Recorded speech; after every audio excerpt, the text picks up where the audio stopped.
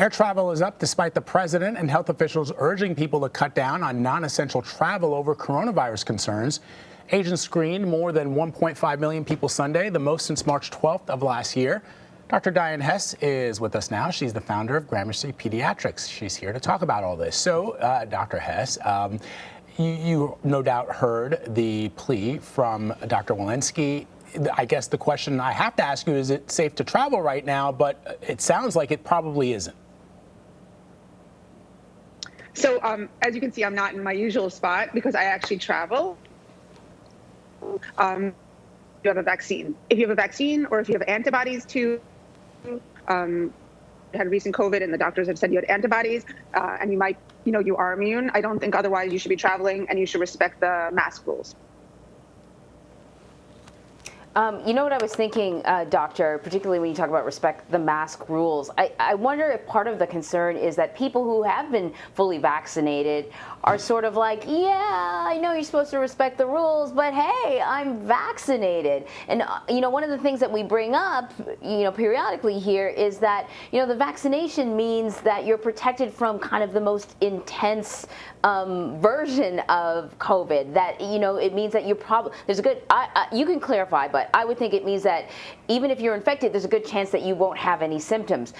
But we still don't know if that means that you could pass it on to someone else. And I wonder if when we heard the emotion in the director of the CDC's voice, if part of it was she was thinking, we can't afford to have people who are vaccinated walking around feeling they're okay because they could really put other people at risk if other people aren't vaccinated. You're 100%, you understood it 100% correctly. So I can just tell you that, my whole family is either vaccinated or had COVID, and we wear our masks everywhere we go. And people are like, oh, you can take off your mask. You take off your mask. And I said, well, if we're outside, at a beach, maybe we could take off our mask because it's good ventilation. But I keep my mask on wherever I go because until I can't spread COVID to somebody else, I'm keeping my mask on. And we all have to do. You're lucky that you got the vaccine. We hope that we are not spreading it, but until proven otherwise, wear your mask. Let's talk about the vaccines, doctor. So just one dose of either the Pfizer or the Moderna vaccine is 80% effective at preventing COVID-19. According to a new CDC study, researchers looked at almost 4,000 healthcare and frontline workers. They also found that the efficacy jumped to 90% 2 weeks after the second dose. The CDC calls it a real-world study. Explain the significance of this. Well, this is fantastic, just for the sheer fact that we know that delay in the rollout, that many people have gotten the first vaccine, and then some governments, like in England, they wanted everybody to get the first vaccine and stop giving the second vaccine until everyone got the first, but nobody had data to show that that was a good idea. And now we know that if you got the first vaccine, if you're, immune, and then you have enough vaccine to give everybody a first vaccine, especially in the countries where there's an enormous vaccine shortage, this is great news.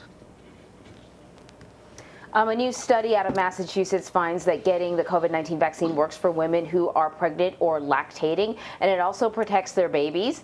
I think hopefully people sort of understand how a baby in utero would be protected. But what about babies who are breastfeeding? It also applies to them as well?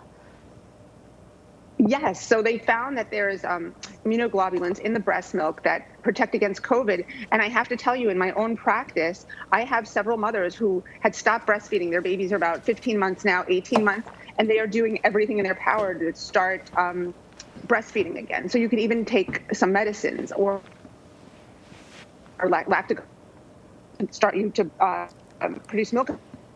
If they had the vaccine, they want to now pass the immunity on to their children because they know that their kids might not get the vaccine for another year or so. All right, Dr. Dyan, you're breaking up just a wee bit, but we got the gist of what you're saying, and it's all good news. Don't know where you are, but it looks sunny, so I hope you're enjoying yourself with your family. Dr. Dyan Hes, thank you so much.